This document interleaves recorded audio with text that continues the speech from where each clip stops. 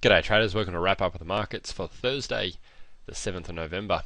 So you can see definitely a heap of price action today, a lot of movement. We're finally getting a decent pullback from the highs on these longer term markets, and as a result this is going to really inspire the buyers and the sellers into action. We're going to see a lot more movement throughout the days because of this action that's happened today.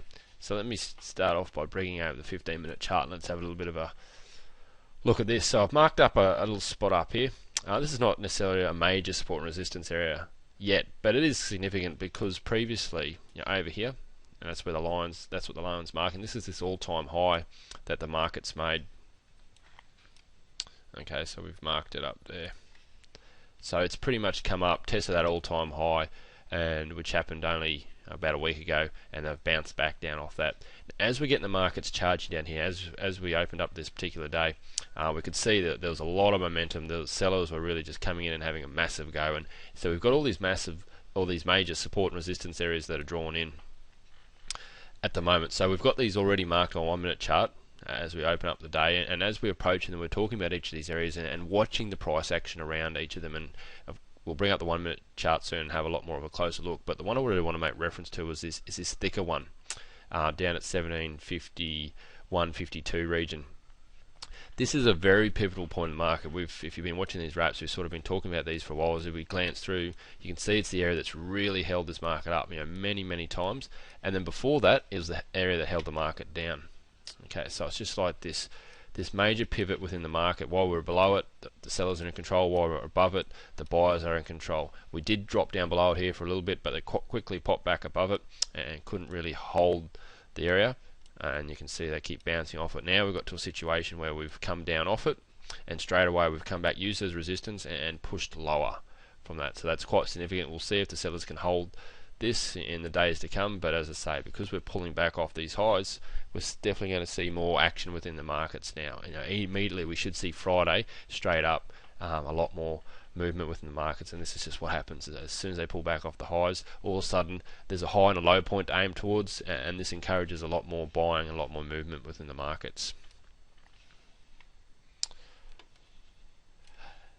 Okay, so pretty hectic price action, as you can see. Very much a charge on the downside, and again, it was the other markets, the support markets, that in most cases they lead the downside. I've got them squashed up so they don't look at sort of as significant as what they were, but the fact is the Nasdaq and especially the Russell were really pushing the downside. The Russell, we're watching it, it kept on just spiking down and just really charging to the downside, and as a result the ES started to follow. So we've got these major pivotal points or support and resistance areas marked in the charts here with the blue area. We've also got the pre-market or the power box that we talk about. Now this power box becomes less significant in markets like this. So what happens if you got a box that's less than 6 points? It's not really enough room to operate within, so we don't really pay too much attention to it.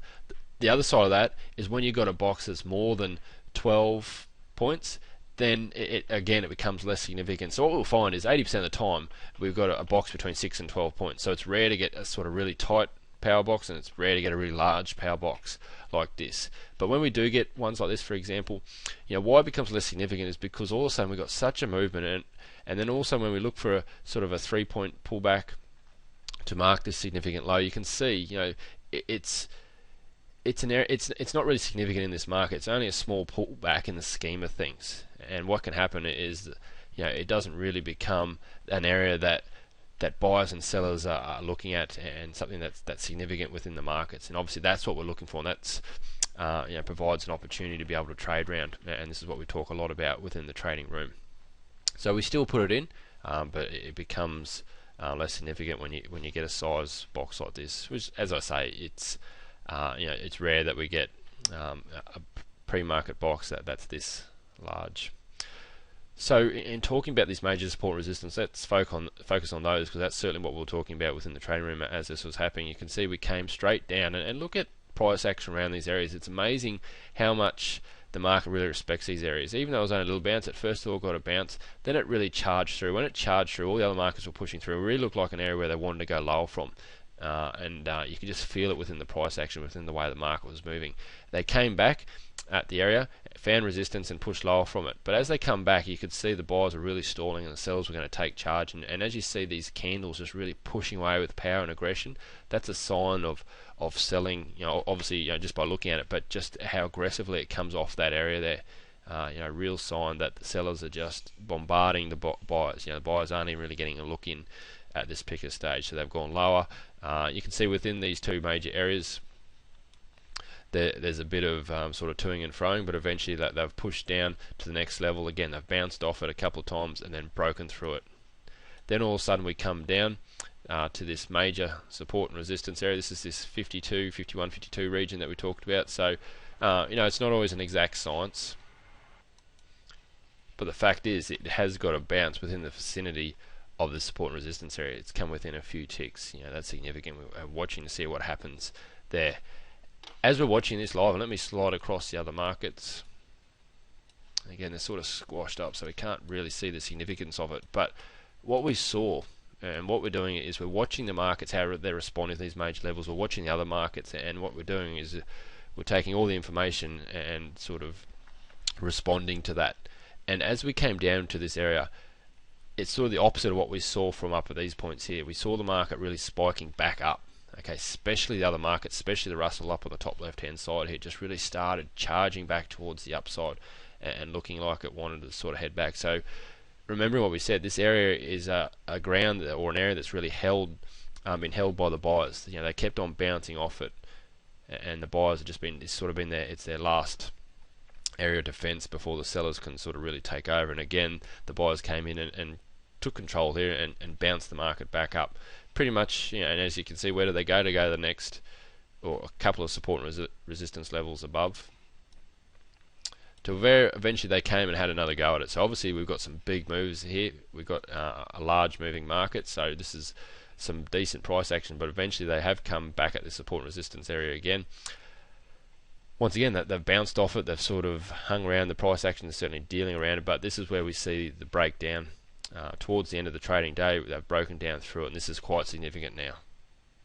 Okay, this is this area that we talked about that the buyers have held. The sellers haven't been able to really get through it, and if they have, which they occasionally have got through it temporarily, they've been pushed back straight up through it. But this time they've come back up again, almost to the tick. They've tested it and they've pushed lower from there to where we are now pushing lower and close the day beneath this level. So this is the first time they've done this in multiple weeks. And like I say, it's interesting to see what happens from here, so we'll keep an eye on it.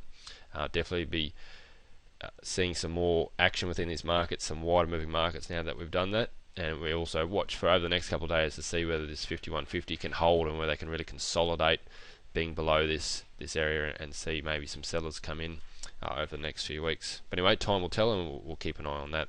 So that's a wrap up for Thursday, and we'll be back and look at it all again on Monday next week.